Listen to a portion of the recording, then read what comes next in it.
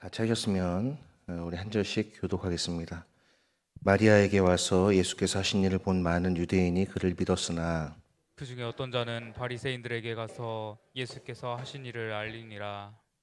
이에 대제사장들과 바리새인들이 공회를 모으고 이르되 이 사람이 많은 표적을 행하니 우리가 어떻게 하겠느냐.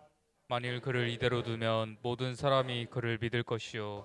그리고 로마인들이 와서 우리 땅과 민족을 빼앗아 가리라 하니. 그 중에 한 사람 그 해의 대제사장인 가야바가 그들에게 말하되 너희가 아무것도 알지 못하는도다.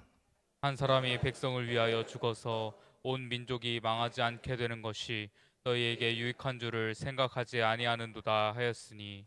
이 말은 스스로 함이 아니요 그 해의 대제사장이므로 예수께서 그 민족을 위하시고 또 그 민족만 위할 뿐 아니라 흩어진 하나님의 자녀를 모아 하나가 되게 하기 위하여 죽으실 것을 미리 말함이러라.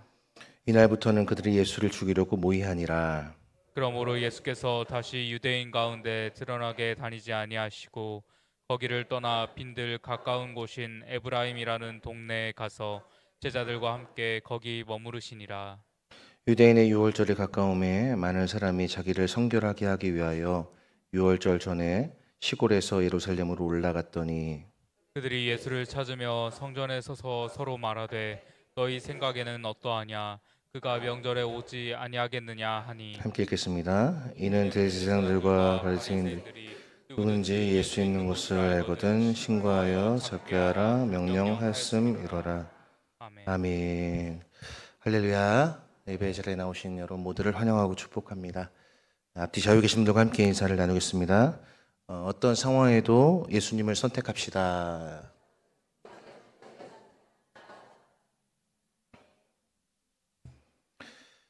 여러분들께서 기도를 많이 해주셔서 목소리가 아직 완전하진 않지만 많이 돌아오게 됐습니다.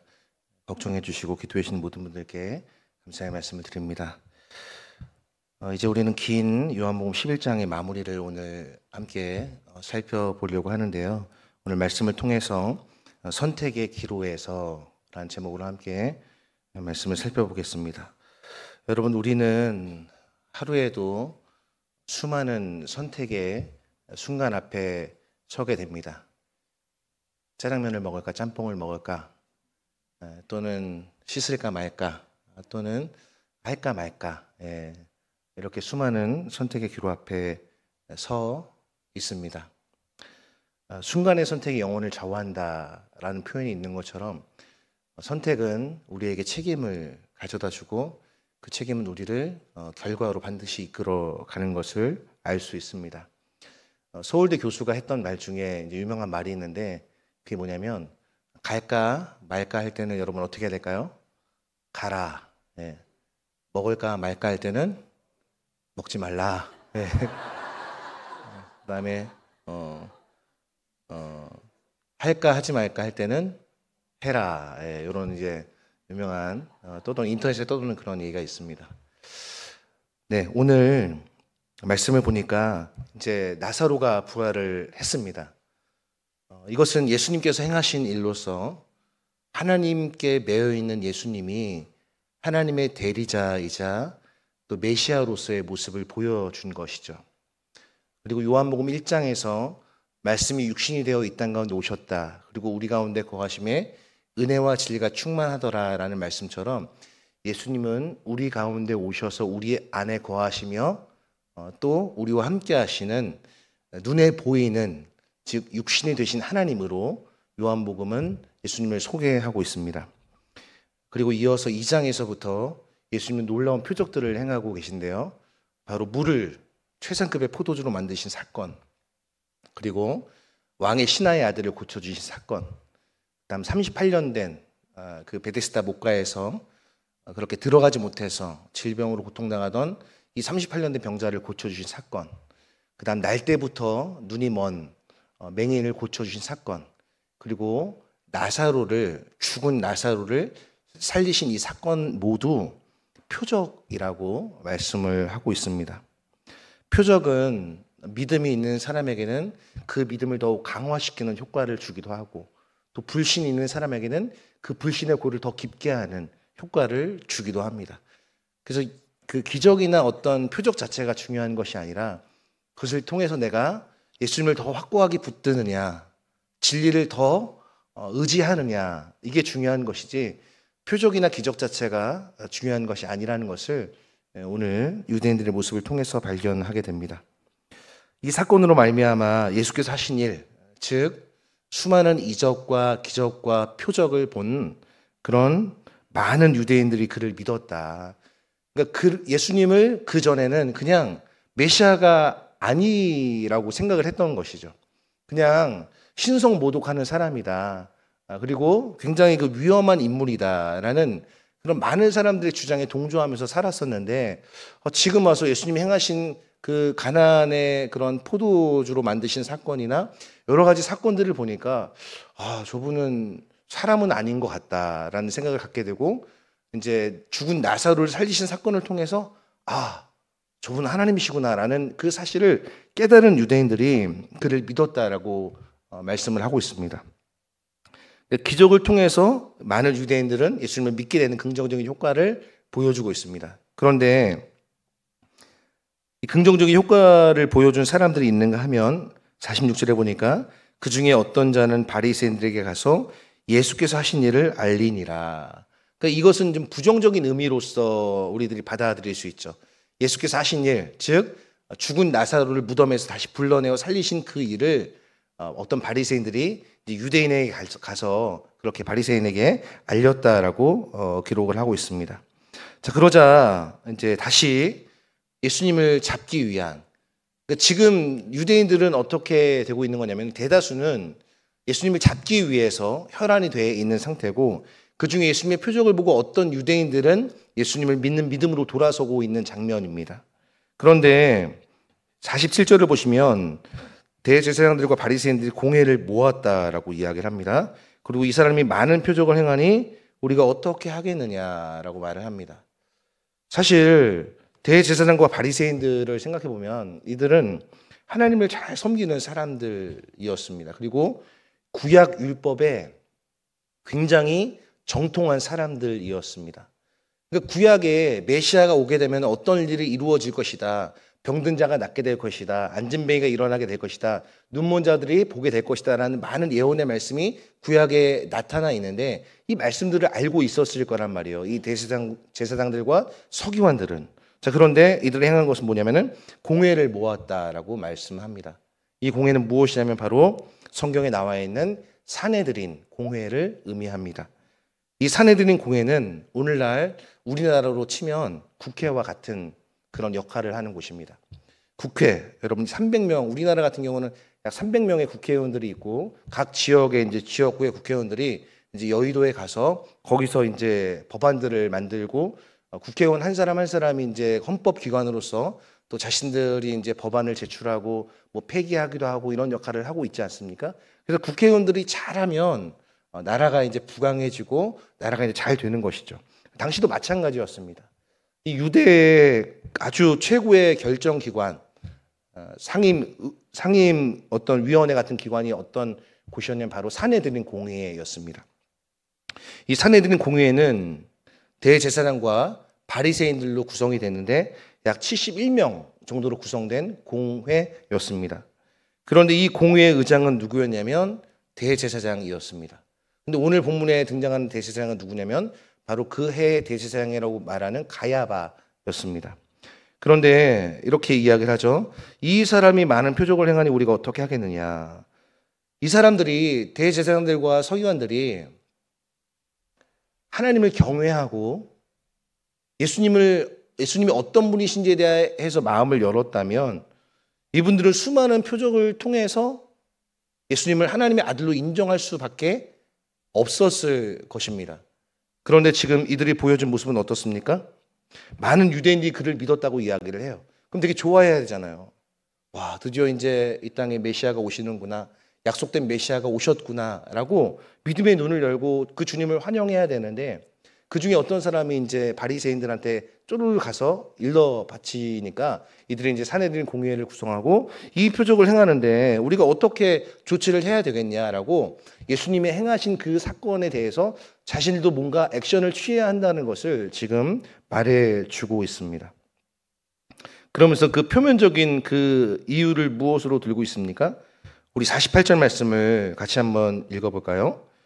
만일 그를 이대로 두면 모든 사람이 그를 믿을 것이요 그리고 로마인들이 와서 우리 땅과 민족을 빼앗아 가리라 하니. 자, 표면적으로 보면은 지금 사내들이 공회를 구성하고 있는 대제사장과 바리새인들이 굉장히 자기 민족을 위하는 것처럼 보이고 뭔가 이렇게 애국하고 애족하는 것처럼 그렇게 표면상 보입니다. 그런데 실상 사실 이들은 지금 여기서 가만히 예수님을 그냥 이대로 계속 표적을 행하게 두면은 로마 사람들이 와서 우리의 땅을 다 탈취하고 우리를 힘들게 할 것이다라고 이야기하는 것은 실상은 이들이 그동안 어렵게 쌓아왔던 그 신뢰를 받는 것, 유대 사람들로부터 신뢰를 받는 것과 그들이 정말 공고하게 쌓아왔던 그들의 기득권이 예수님으로 말미암아 한순간에 날아가 버릴까 봐 지금 걱정하고 고민하면서 근심하고 있는 모습이 지금 이와 같은 표면적인 내용으로 나타난 거예요. 그를 이대로 두면 모든 사람이 그를 믿을 것이요 그리고 로마인들이 와서 우리 땅과 민족을 빼앗아 가리라 하니. 사실 유대인들은 메시아 대망 사상이 있었어요. 주님 언제 오시는 겁니까? 라는 메시아 대망 사상이 있었는데 지금 메시아가 와서 여러 표적들을 행하고 죽은 자를 살리고 눈먼 자를 뜨게 하고 38년 된 병자를 고치고 왕의 신하를 고치시고 물을 포도주로 만드시는 기적적인 표적을 지금 눈앞에서 행하고 계신데도 이들은 지금 메시아를 메시아로 인정하지 않고 있고 어떻게 해서든지 자신들의 기득권과 자신들이 쌓았던 신뢰가 무너지지 않게 하려는 술수를 쓰고 있는 모습이 바로 48절의 말씀입니다. 실제로 로마의 지배를 받고 있던 이스라엘, 그러니까 우리나라는 이 이스라엘을 너무나 잘 이해할 수 있는 게 우리나라도 36년 동안 일제의 압제 가운데 있었기 때문에 이 이스라엘의 마음, 유대 사람들의 마음을 사실 너무나 잘 이해할 수 있는 것이죠. 실제로 AD 70년에 로마의 디도 장군이 와서 예루살렘 성전을 무너뜨리게 됩니다.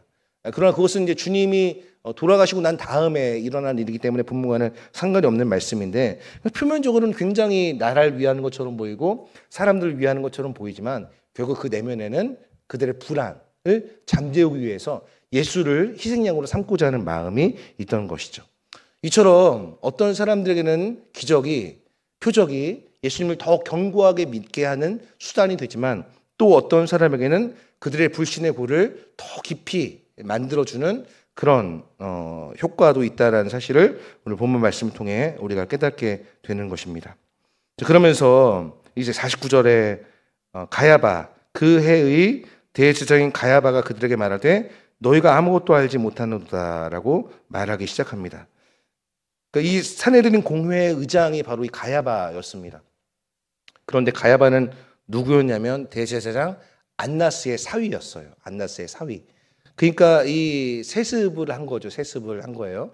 그러니까 사실 정당하지 못한 방법으로 된 것이라고 보아도 무방하죠. 그런데 이 그 가야바가 몇 년 동안 대제사장 역할을 했냐면은 무려 18년 동안 했다고 그렇게 기록을 하고 있습니다. 그러니까 아마도 이 대제사장 가야바는 굉장히 정치적인 술수와 노련한 그런 이 어떤 기술이 있었던 것 같아요. 그렇기 때문에 아마 계속해서 이 대제사장의 직분을 수행할 수 있었던 것이 아닌가 추측을 해보게 됩니다. 그런데 이제 회의를 열면서 이렇게 말을 하죠. 너희가 아무것도 알지 못하노다. 그러니까 아까 산헤드린 공회를 구성하는 인원이 71명이라고 말씀을 드렸죠. 그러니까 이 당시에 이제 그 제사장들은 사두개파가 굉장히 많았다고 그래요. 이 사두개파의 특징은 뭐냐면 굉장히 거칠고 폭력적이었다고 합니다. 그러니까 지금 가야바의 언어 속에서 나타나는 그 폭력을 우리가 볼 수 있어야 되는 거죠. 너희가 아무것도 알지 못한다. 굉장히 지금 독단적으로 이 회의를 진행하려고 하는 거예요. 의장으로서. 그러니까 의장의 역할은 이 공동의 의견을 잘 수렴을 해서 이걸 합리적인 방안으로 결정을 하는 것이 의장의 역할입니다. 그런데 지금 가야바는 어떻게 하고 있습니까? 알지 못하면 가만히 있어라라고 무시하는 듯한 독단적인 발언을 지금 하고 있습니다. 그러면서 신비로운 예언을 그가 하고 있는데요. 자, 그 신비로운 예언적인 독단적인 발언을 하나 더 살펴보면 50절 말씀입니다. 한 사람이 백성을 위하여 죽어서 온 민족이 망하지 않게 되는 것이 너에게 유익한 줄을 생각하지 아니한다 하였으니, 그러니까 이 말은 뭐예요? 온 백성이 지금 고통당하고 우리 사내들인 공회가 이렇게 없어지는 것보다 한 사람을 희생양 삼는 것이 공동체를 위해서 더 나은 결정인데 왜 이걸 모르냐라고 지금 가야바가 그 공회 앞에서 많은 사람들 앞에서 독단적으로 지금 발언을 하고 있는 것입니다. 여러분, 이것은 어떻게 보입니까? 지혜로운 어떤 지도자의 모습으로 보입니까?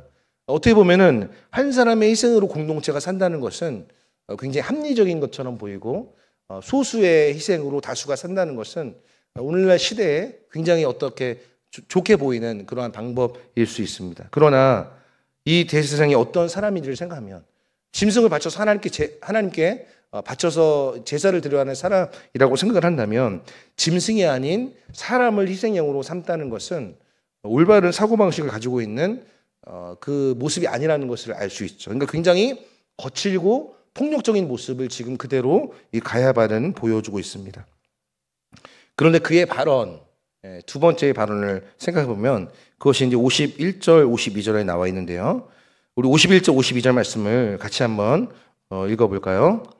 이 말은 스스로 함이 아니요 그 해의 대제사장이므로 예수께서 그 민족을 위하시고 또 그 민족만 위할 뿐 아니라 흩어진 하나님의 자녀를 모아 하나가 되게 하기 위하여 죽으실 것을 미리 말함이로라.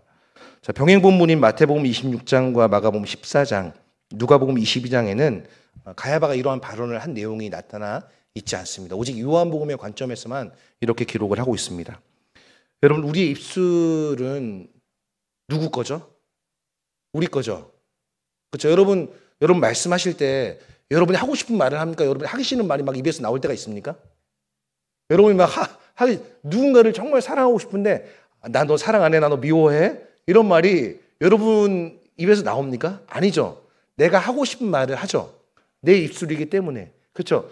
우리 중추신경이 뇌에서 명령을 내려갖고 야, 너 이렇게 말해 라고 말하는 거잖아요. 근데 지금 가야바가 뭐라고 말을 하고 있어요? 이 말을 스스로 함이 아니에요.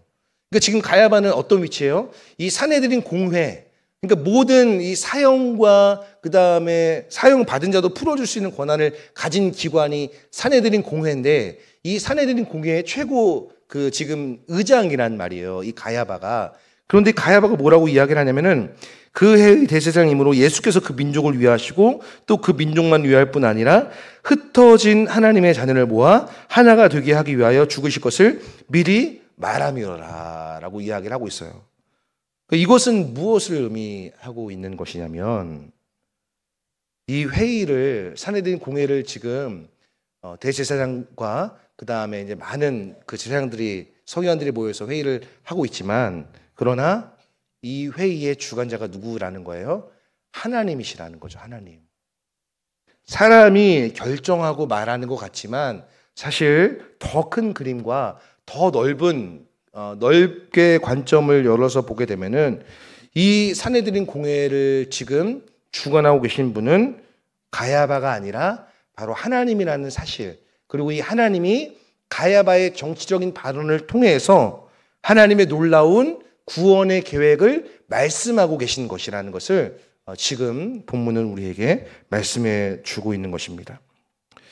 사랑하는 성도 여러분, 성경은 우리의 입술을 성령께 의탁해야 한다고 말씀하고 있습니다. 시편에서도 우리의 입술에 파수꾼을 세워달라고 이야기를 하고 있죠.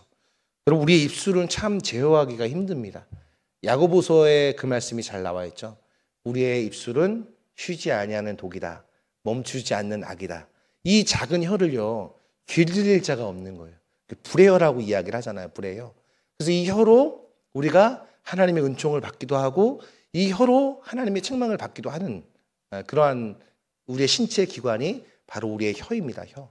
그래서 입술의 지혜가, 입술의 복록이 얼마나 중요한지를 모릅니다. 그래서 성경에 보게 되면은 너희가 말하려면 누가 말씀하신 것 같이 하고라고 되어 있죠? 하나님이 말씀하시는 것처럼 하라. 너희가 어떤 일을 하려면은 하나님이 공급하시는 힘으로 하는 것처럼 하라라고 말하고 있는 것도 바로 우리의 모든 것이 하나님을 힘입어서 해야 함을 성경은 우리에게 교훈을 하고 있는 것입니다. 사랑하는 성도 여러분, 여러분의 입술을 하나님께서 주관하여 주시기를 기도하시기를 바랍니다. 가정에서, 또 배우자와의 관계 속에서, 또 일터에서 모든 사람들과의 관계 속에서 우리들은 이 입술을 어떻게 사용하느냐에 따라서 우리가 화를 입기도 하고 또 복을 얻기도 하는 것이죠. 그래서 우리들 이 사실을 좀 우리가 기억해야 되는 것이고, 또 무엇보다 여기서 흩어진이라는 표현이 나오는데 이 흩어진이라는 표현이 어떤 것을 말하는지를 우리가 또 생각해 보아야 됩니다. 이 흩어진이라는 것은 인종과 그리고 공간과 시간적인 차원을 다 이렇게 포함하고 있는 거예요. 그러니까 공간적인 차원에서는 과거와 우리의 현재와 미래, 그리고 이 시간적인 차원이 과거, 현재와 미래고, 공간적인 차원은 동쪽과 서쪽과 남쪽과 북쪽, 이 모든 지역을 의미하는 것이고, 또 인종적인 차원은 뭐가 있을까요? 우리는 황인종이죠. 우리는 황인종이고, 또 유럽 사람들은 백인종이고, 또 아프리카 사람들은 흑인종이잖아요. 이 백인종, 황인종, 흑인종으로 흩어져 있는 모든 하나님의 자녀들을 위해 누가 죽으실 것이라는 거예요? 예수께서 죽으실 것이라는 거예요. 그러니까 모든 족속을 위해서 죽으실 것이라는 거죠. 이 말씀은 어디에 나와 있냐면 아브라함에게 주신 약속이에요. 창세기 12장 3절에. 창세기 12장 3절을 보니까 땅의 모든 족속이 너로 말미암아 복을 얻을 것이다 라고 말씀하고 있어요. 그러니까 과거와 현재와 미래, 아직 우리에게 오지 않은 미래, 그 다음에 동쪽과 서쪽과 남쪽과 북쪽에 흩어져 있는 수많은 사람들, 아직 예수님 모르는 사람들, 그 사람들을 위해서도 누가 죽으셨다는 거예요? 예수님이 죽으셨다라는 것을 지금 이 정치적으로 술수가 많은 대제사장 가야바의 입을 하나님이 빌어서 사용하고 계신 것임을 지금 말씀해 주고 있는 것입니다. 그런 결정을 내리자마자 이제 53절을 보니까 이 날부터는 그렇게 대제사장 가야바의 입을 통해 이 나타난 하나님의 놀라운 구원 계획이 많은 사람들에게 전해지자마자 오늘 53절을 보니까 어떻게 말하고 있습니까? 이날부터는 그들이 예수를 죽이려고 모의하니라. 그러니까 이제 예수를 죽이기 위해서 완전히 결의를 한 거예요. 그 전까지는 그냥 맛배기 정도였던 거죠.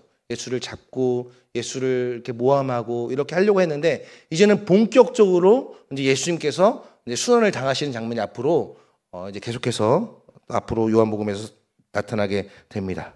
54절을 보시면 그러고 나서 예수님께서 어떻게 하십니까?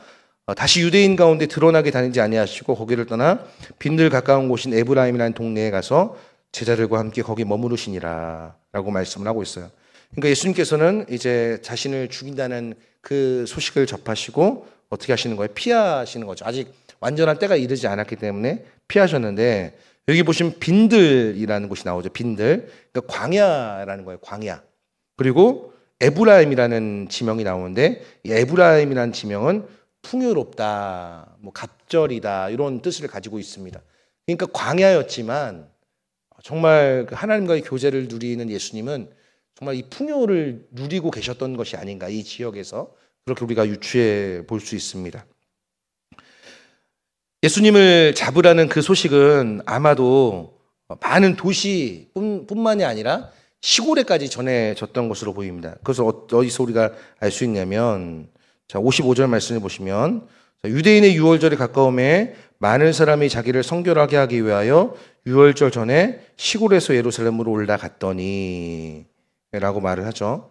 그러니까 시골에서 예루살렘으로 이제 유월절을 지키기 위해서 많은 사람이 올라갔습니다. 그런데 여기 보시면은 자기를 정결하게 하려고라는 표현이 나오죠. 자기를 정결하게 하려고. 이 말씀은 역대하 30장 17절에 있는 말씀인데 제가 읽겠습니다.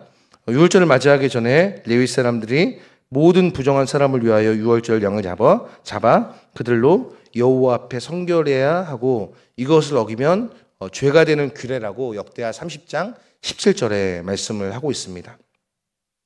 그러니까 이 규례를 지금 말씀하고 있는 거예요. 유월절 되기 전에.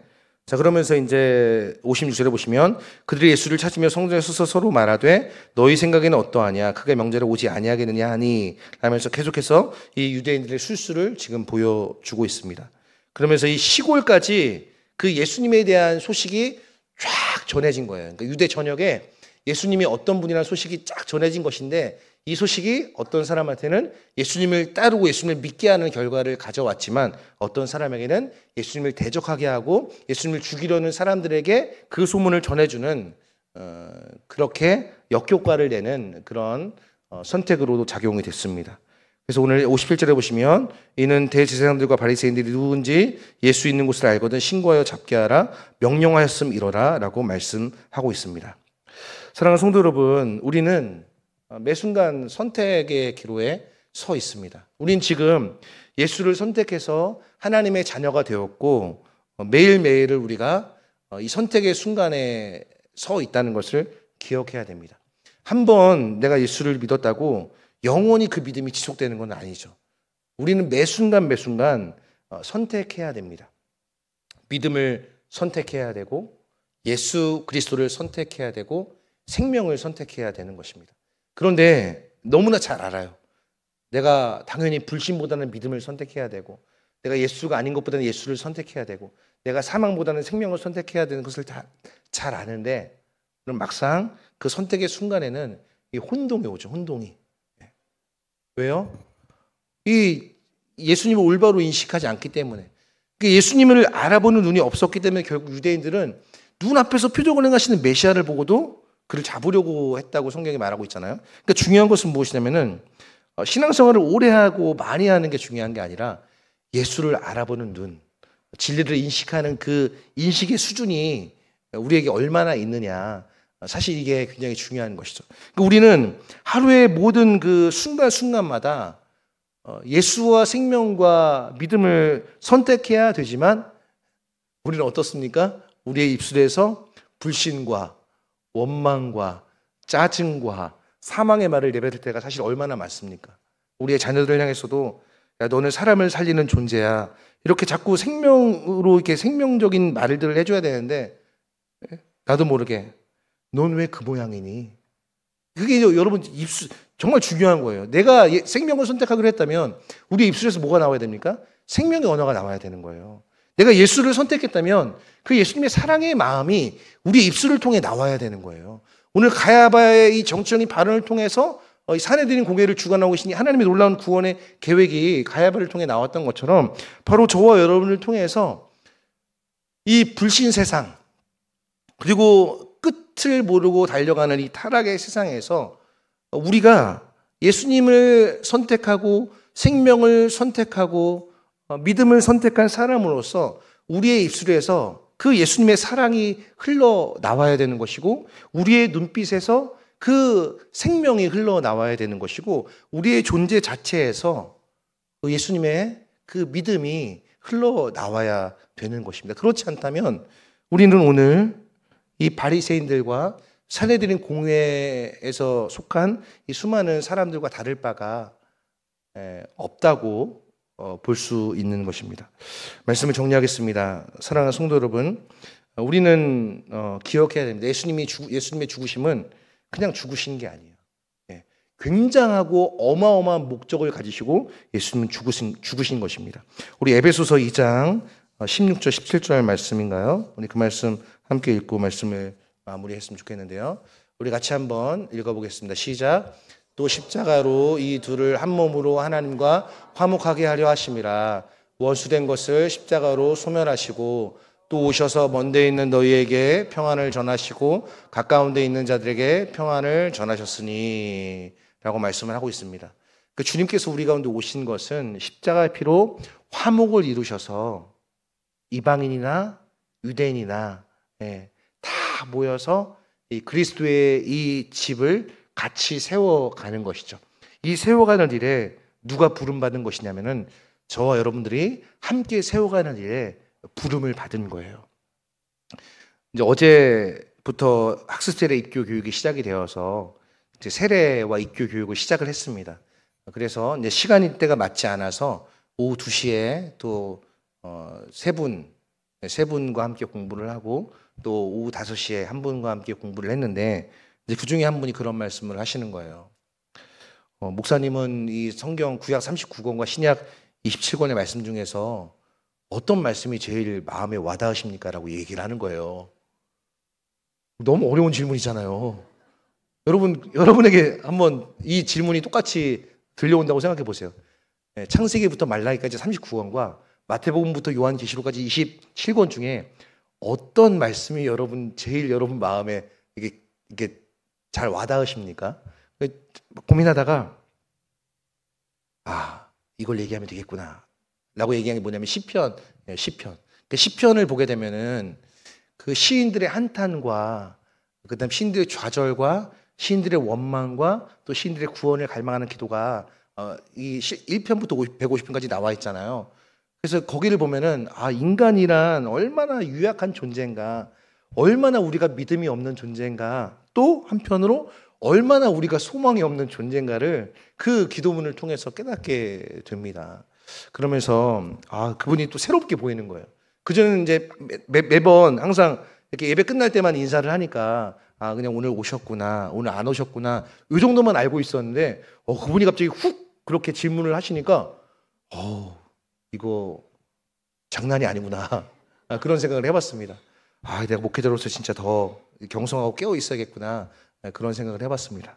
사랑하는 성도 여러분, 우리는 연약하고 우리는 부족하지만 그러나 우리 안에 계신 보혜사 성령, 그 성령께서, 그 보혜사라는 말 자체가 여러분 우리의 헬퍼, 우리의 도움자, 우리의 카운셀러, 우리의 위로자, 우리의 인도자, 가이드가 되시는 분이거든요. 그 보혜사가 오시면 그가 우리를 진리 가운데로 인도하시리라고 말씀하셨습니다. 그래서 여러분, 자나깨나 우리가 구해야 할 것은 무엇일까요? 성령의 충만함. 성령의 충만함. 이거는 우리가 자나깨나 구해야 할, 자나깨나 불조심이 아니라 자나깨나 안 지나서나 우리가 추구해야 될 것은 성령의 충만함이라는 것이죠. 그러므로 이 한 주간 살아갈 때 여러분 모든 일상의 선택의 순간에 우리의 말로만 생명과 예수와 또 믿음을 선택하는 것이 아니라 우리의 입술을 통하여 우리 안에 있는 그 예수의 생명과 사랑과 그 능력이 또 우리의 전 존재를 통하여 이렇게 발산되기를 바라고 우리의 시선을 주님께 둠으로 주님께서 주시는 은혜와 은총들을 우리가 받아들이는 그러한 한 주가 될 수 있게 되기를 주님의 이름으로 간절히 소망하며 축복합니다. 우리 시간 함께 말씀을 기억하면서 찬양할까요? 시선 함께 찬양하고 기도하겠습니다.